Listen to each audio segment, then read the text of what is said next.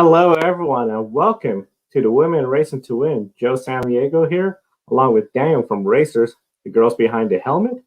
We'll start off with the sad news that came out yesterday. Yesterday on Grid Tonight, we report on the passing of Sabine Schmitz, who unfortunately passed away. She was known as the Queen of Nürburgring. Yesterday, we talked about her on Grid Tonight, especially her accomplishments in 1996, becoming the first female racer to win the 24-hour race there, being on Top Gear as a host, her first appearance 2004, and unfortunately, a long battle with cancer. Sending our thoughts to her family and all her friends and all her fans, of course, worldwide. Daniel, I know you probably have a lot to say about her racing accomplishments as well. Yeah, good morning, everyone, and thank you for joining us this week. As you said, Joe, I know you've talked about Sabine in yesterday's show. Of course, the world of motor racing woke up yesterday with the very sad news that Sabine Schmitz had passed away. She was 51. And probably one of the most well-known female racers in the world. I think I wrote a feature yesterday and on our website, and I wrote that her popularity went well beyond the boundaries of motorsport, of our usual bubble. We motoring enthusiasts, we all know each other, but yes, her figure, her character. Also, thanks to her appearances on the BBC shows, Top Gear went well beyond our sport. She was one of the most established female racing drivers, and probably one of the most known drivers on the Nürburgring in Germany. I think if you are a motorsport enthusiast in Germany, you definitely knew her name. As I say, she also you remember that she won in 1996 the 24-hour race at the Nürburgring. It was the overall classify, so never before and never after her another female driver had won the overall classify. In 2019, Rahel Fry and Jamie Chadwick had won the other class classifiers, but never after 1996 and 1997, another woman had won the overall classify. Also in 1998, she was the first female to win the VLN Endurance Championship in Germany, which is a very popular series, and all the races are contested at the Nürburgring, at the mighty Nürburgring Nordschleife. And she was born and raised there in Adenau, which is a very small village around the track. So she started turning laps around the mighty 20.8 racetrack since she was very young. She started racing in 1989, around a time when female racers were not that common here in Europe. I would say that probably only Sabine and Ellen Lahr, her compatriot Ellen Lahr, was racing in DTM at the time, were probably the two most popular racers. After that, she started her own racing team together with her husband, which is called now Fricadelli Racing Team, and they are racing with a Porsche GT3 in the VLN and also in other German championships. And here we see a picture of her in the Fricadelli racing car, and yeah, she continued to racing in that category since last year. In 2017, she was diagnosed with cancer, but she fought back, and we all thought that she had the better of it. But in July 2020, she announced on her Facebook page that she had relapsed and she was starting a treatment again. Unfortunately, the sad news yesterday, she leaves a huge, it's a huge loss for the whole motorsport world. I think everyone remembers her videos on YouTube of her onboard cameras of her lapping at the Nordschleife, both in racing the weekend and also during the day-to-day activity with the tourists. She was also driving the BMW M5 ring taxi car. As the most the lucky tourists had the chance to go around the track with Sabine in her BMW M5. And after that, also, as you correctly said, Joe, she took part in the BBC program as a co-host. At the beginning, she was she only had some appearances from 2002 and 2004, and then in 2015 she had a major role as a co-host in Top Gear. And I think her video of her trying to lap under the 10-minute mark in a Ford Transit van will be remembered as one of the most entertaining videos of all motorsport. I think, yes, her legacy in the sport is huge, and a lot of female drivers started racing inspired by Sabine. And also some male drivers, because I think at that time in the 90s, she played a fundamental role in breaking stereotypes. And still of today, she will be remembered as the Queen of the Nürburgring. And it's today's news that after some petitions were started yesterday, the Nürburgring racetrack today, with a post on Instagram, said that they will probably name a corner after Sabine Schmitz, a Schmitz corner. They still have to decide which corner will take her name, but I think that's a very fitting tribute and a very deserved one. I 100% agree, and that will be just wonderful to see her legacy continue on with a name corner at the track that she really loved, nicknamed the Queen. And you bring up a good point. The first time I saw her was on Top Gear 2004. Being in the United States, watching Top Gear once BBC was available in the United States, really eye-opening, great program, and she's definitely an inspiration to many. Will sorely be missed. And definitely, again, we send our condolences to her family, her friends, and of course, all the fans that are still probably processing the shock of the sad news. As you brought up, she was an inspiration to many, especially female racers.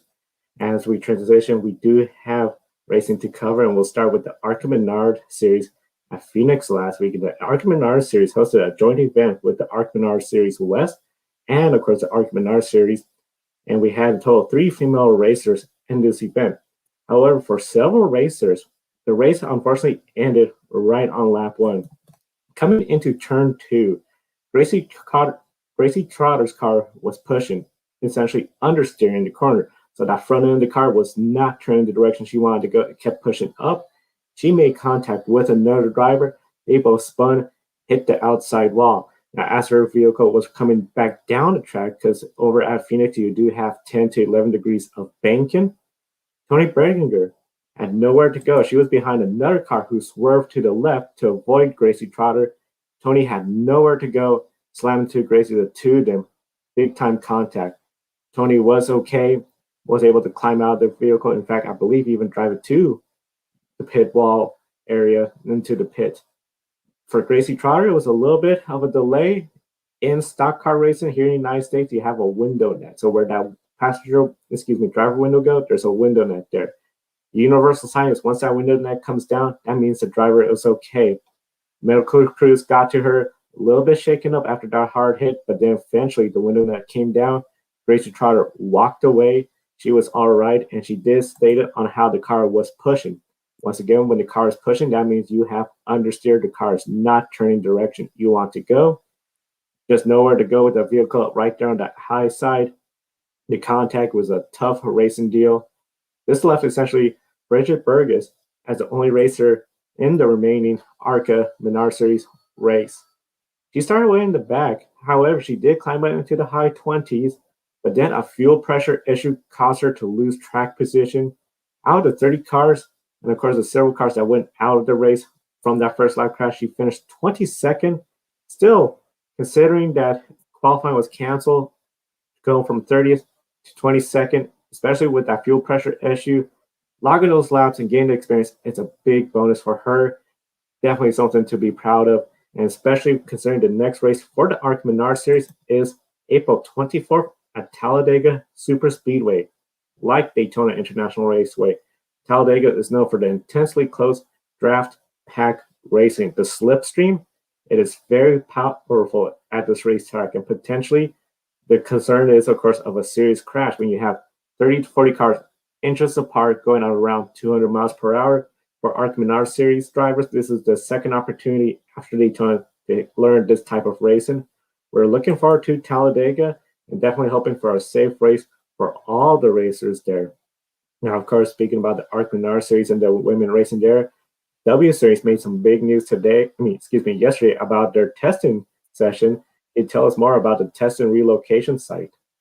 Yeah, definitely. I think it's the second year in a row that W Series has to reschedule its preseason test. Of course, last year was cancelled altogether, and all the season was scrapped. The preseason testing, just like in 2020, was scheduled to go green in Valencia, in Spain. We also spoke about this with some of the drivers that we had on the show previously with us.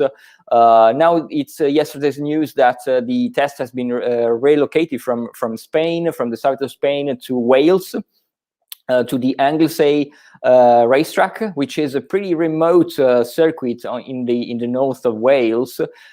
Beautiful location, I would have to say, like on the coast, on the coastal area of Wales. Very nice to see, but pretty remote and pretty difficult to reach. In fact, yesterday evening I was trying to understand a little bit more of the logistic side of how I could have joined them on track if it was possible, because in the UK now the COVID situation is slowly starting to get a little bit better, with the vaccination program going pretty okay, I would say, definitely faster than Europe. And Scotland and Wales has started to relax a little bit the rules. So they chose the Wales venue of Anglesey, and all the drivers will have to find a way to travel to there, because at the time being, still there is a 10-day quarantine period entering the UK. So I definitely hope that this will a little bit be relaxed towards the new date, because of course before the Valencia test was scheduled to be on 26th to 30th of April, and now it has been pushed back to 17th of May. So some of like 1 month later. The first race, of course, will still be at the French Grand Prix, supporting Formula One in mid-June. So definitely still a little bit of time to prepare for the championship. But again, news that we will have to wait a little bit longer to see the Formula 3 cars of the W Series and all the 18 drivers that have been selected. A little bit longer after the last time on track. It was actually at the season finale in 2019, in August 2019 at Brands Hatch. So a very long wait to see that again, them back hitting the track. We know that some of them have been testing. Some drivers managed to compete in some other championship racing in the same Tattoos Formula 3 car.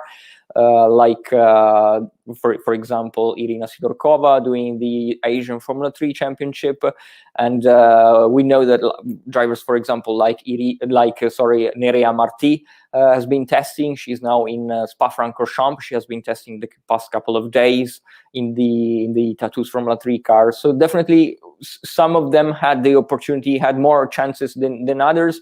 But when we will see them in Anglesey in like a little over 2 months now, we'll get a better idea of how the season will progress. And also, speaking of other championships that use the Tattoos Formula 3 car, we also had the pre-season testing of Formula Regional European Championship by Alpine, which is the new name, of course, of the Formula 3 Regional that we had last year with Jamie Chadwick on track. The new series has been just rebranded after the Alpine brand that will make a debut in Formula One later this year, and also in WEC. It was just announced this week. We will have a female driver on track with Lena Buller stepping up from the Spanish Formula 4 to the Formula Regional by Alpine. Here we can see her Twitter and Instagram handles, so we definitely encourage you to follow Lena on her social media pages. She had quite an unfortunate start of testing. They are in Imola, in Italy, and we had the chance to exchange a couple of text messages with Lena earlier today, and unfortunately she had an accident. And she injured her wrist. Luckily, it seems that it's not broken, so there are no fractures, and hopefully she will be back on track for Valencia, which is for Barcelona, which is scheduled for next week, and then they have in 2 weeks' time another test in Le Castellet in the south of France. So very compact testing schedule before they start the championship. And hopefully it will be a better testing days for Lena in Barcelona, because of course she was P30 after she could only compete in the morning session in Imola, and then she had this unfortunate accident that left her with this injured right wrist. I think this is definitely not the first time that we've seen a driver in racing in these tattoos Formula 3 cars injuring the wrist. We've seen both Amna Al-Kubaisi and Irina Sidorkova doing the same in the Formula 3 Asian earlier this year, but also other drivers like Casper Stevenson and also many other drivers last year in the Formula Regional Championship. And I also remember a couple of drivers in W Series in 2019. I remember Alice Powell picking up a wrist injury at the Norris string when she had an accident with Esme Hockey. So I think from what I've seen and what I've heard from drivers, these cars have very heavy steering wheels, very heavy steering compared, for example, to the Dallara Formula 3 car. We've seen some drivers switching from the Formula Regional car to the Euro Formula car, which is using the Dallara Formula 3 chassis, and they say that it's a totally different thing.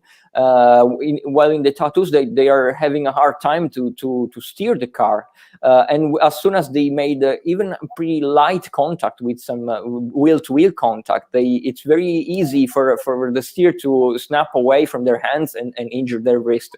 So I definitely think that from what we've seen, a lot of things are usually done for safety. I think this is something that maybe tattoos will have a look into it and see if they can try to find a solution to these problems, because quite a lot of drivers are picking up injuries from contacts in these cars. Yeah, one of the big things, of course, racing, the risk of injury is always there, and definitely is something where we're hoping the speed recovery for Lena and a safe race for everyone, and especially for this upcoming race weekend. We have several racers that are going to be going out on the track all across the world, and especially here in the United States. We have a really big race weekend, starting with, of course, the NASCAR Camping World Truck Series. They're going to be racing at Atlanta Motor Speedway, and we have Hailie Deegan there. This is her rookie season in the Truck Series. She will be starting 28th in the FR8 Auctions 200 at Atlanta Motor Speedway. The reason why she's starting 28th, of course, NASCAR, there is no qualifying time trials during this pandemic. So it goes based off your prior finish position as well as fastest lap and point standing. She is further in the back, so that's why she's unfortunately starting towards the back. Along with the back with her, it will be Jennifer Jo Cobb. She'll be starting 30th. Jennifer Jo Cobb, of course, she had a pretty good start to the season, but then it just seemed after that road course, then Las Vegas Motor Speedway, bad luck, just been getting her lately. She'll be starting towards the back. Now, of course, with Atlanta Motor Speedway, compared to some of the other tracks, it has a much older surface. So a lot of grooves. You see 2-3 wide vehicles racing. It's very tough on the tires, though. So tire management is going to be a big thing. expect somebody like Jennifer Jo Cobb with more experience to try to start coming towards the front. Hailie Deegan, I do see potential for Hailie Deegan. She has a fast vehicle and a veteran crew chief to hopefully get a good run and then start moving towards the front so that way the next race, she's not starting too far in the back. Lyle's NASCAR, down in Florida, Sebring. Of course, everyone's talking about the 12 hours of Sebring, but we have several races going on there, including starting with today up to the 19th, the Mazda MX5 Cup. There we'll find Lonnie Unser. She is going to be racing there. This is her second start for the year. Of course, she was in Daytona when the Mazda MX5 Series was racing there prior to the 24 hours of Daytona. Definitely wins Lonnie the best. And of course, we also have Savannah Little. She'll be racing in the race as well. Both of them were at Daytona, and both of them just completed qualifying as well. In fact, Savannah Little will be starting 25th in the next race, and Lonnie Unser will be starting 23rd. So a little bit further to the back, but of course, Sebring is one of the most challenging races when it comes to sports car racing. Old airstrip from World War II, it's actually being used as a racetrack. Very bumpy, those old taxiways and runways used for landing airplanes. Respect the bumps. That's the big thing with Sebring. And of course, well, with the MX5 Cup, we have the big race of them all, the 12 hours of Sebring. And that's where we're going to see Christina Nelson and Catherine Legg. They are both in the race as well. Both of them, of course, competed at Daytona during the 24 hours of Daytona race. With the 24 hours of Daytona race, that's where it was made official afterwards that Christina Nelson and Catherine Legg will be both running full time. Now, of course, for Christina Nelson, being part of IMSA is definitely a big thing for her sports car racing career. And then when it comes to Catherine Legg, last year she had that serious accident. A lot of people were wondering if she was going to race full time. Thankfully, the good news, she is racing full time. During the 24 hours of Daytona, she even had a brief interview where they asked about her recovery. 100%. She was just very excited to be on the starting lineup for the entire racing year. So definitely it's really been an exciting effort. And I know IMSA overall is really exciting, especially with Catherine Legg. Is there another point, anything you want to also share with the viewers about, especially the IMSA Sebring race? Oh yeah, definitely. Christina, as you said, will be joined with by Catherine Legg in the Hardpoint Team EBM, which has been sponsored now by Richard Mille. As we always reported that the Swiss luxury watchmaker Richard Mille is doing really a great job for women in the sport. They started in the ELMS and now going into the WEC with the LMP2 program, and now also extending their operations to the US with this IMSA program with Catherine Legg and Christina Nielsen, two very experienced IMSA drivers. Christina also double champion in 2017 and 2018, while Legg, who have massive experience in many different categories across motorsport, was in 2018. She was a vice champion in the IMSA category. But they will also be joined this weekend by Brazilian driver Bia Figueiredo. Of course, she's very famous for her stints in the IndyCar. Recently, in 2018, she has been in 2019, she has been racing also with Catherine and with Christina in the IMSA category, in the IMSA Championship in the GTD class. In the Acura and in 2019 for Heinrich Racing, and finally she will be back on track after taking 2020 off. Bia had quite a bit of some personal issues last year. It has been widely reported. We didn't want to write articles about that because we didn't have direct information, so it was always a very tricky situation. But now she has explained what happened in a Instagram video. Of course, the family of her husband has been involved in an investigation in Brazil. They are working in the health sector in the Rio de Janeiro state. But of course, and after the news broke out, many media outlets in Brazil wrote that also Bia was involved in this situation. She has clarified that she is not involved in this investigation. She has never been questioned by authorities. So she actually had a period when she deleted her social media account because she was also pregnant, and she was she had her first child, who is now 6 months old, and she said that it was a very difficult period for her in her life, and she also received death threats. So she decided to step away from social media, also because some medias were taking pictures from her social media to write articles. So she decided to delete her profiles, but she's now back, and she clarified everything on her Instagram, and she reactivated her profiles, and she's now back racing. And I think I've read that Catherine Legg and Christina were actually asking to the team to bring Bia back. So that's very nice of them. And hopefully we will see again the Brazilian racer, which has also a huge experience in both single-seaters and in GT cars. And we are very happy to see her back also on track. Very happy and definitely very excited to hear that she'll be back on the track. Her presence was definitely missed. One of the things, of course, along with Sebring, we also have the IMSA Michelin Pilot Challenge on the 19th as well. Gina Monk is going to be in that race, as well as Taylor Hagler. Of course, Taylor completed the race in Sonoma recently, so very excited to see both of them. And then one of the final events of the weekend on the 21st, Trans Am. They're going to be at Charlotte, and Natalie Decker will be there. Now, of course, Natalie Decker, a lot of folks remember her from the NASCAR Camping World Truck Series. She already has one start there. Unfortunately, that start on the Daytona road course didn't go good, as she was hit from behind, put a hole in the transmission, was done for the day. However, definitely this is a good opportunity for her to shine with her road racing experience in the Trans Am Series. Very excited to see Natalie Decker back on the track. And of course, for all the women racing around the world, be sure to visit Racers, the girls behind the helmet. They have a calendar each and every week update of all the women racing around the world. And definitely encourage everyone to follow them on Instagram, Twitter, and subscribe to the Grid Network here. Don't miss any of our programs, including next Thursday, where we're back on the air.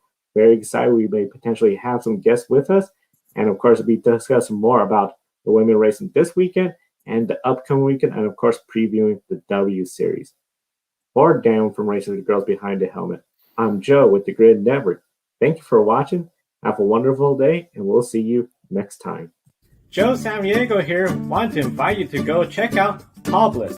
Poblis is a dog clothing and accessory company based in Austria. 10% of each of your purchases goes to helping dogs in need, whether it's homeless, sick, or ill dogs.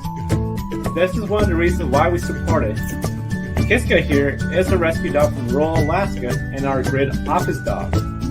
We care about our furry buddies, and we know you do as well. Definitely check out Poblis.com. There's a link on the video description, and by clicking on that link, you get a 10% discount on your purchase as well.